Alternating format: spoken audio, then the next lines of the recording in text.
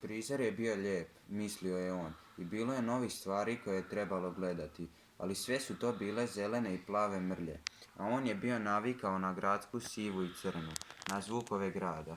Promet, ljudi razgovaraju, vječni zvukovi, mrmor i zavijanje grada.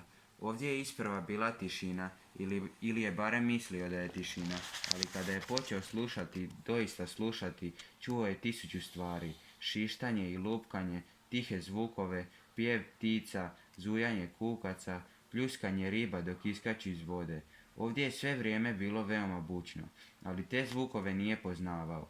Boje su mu također bile nove, a boje i zvukovi su se miješali u njegovoj glavi u plavo-zelenu mrlju koju je mogao čuti.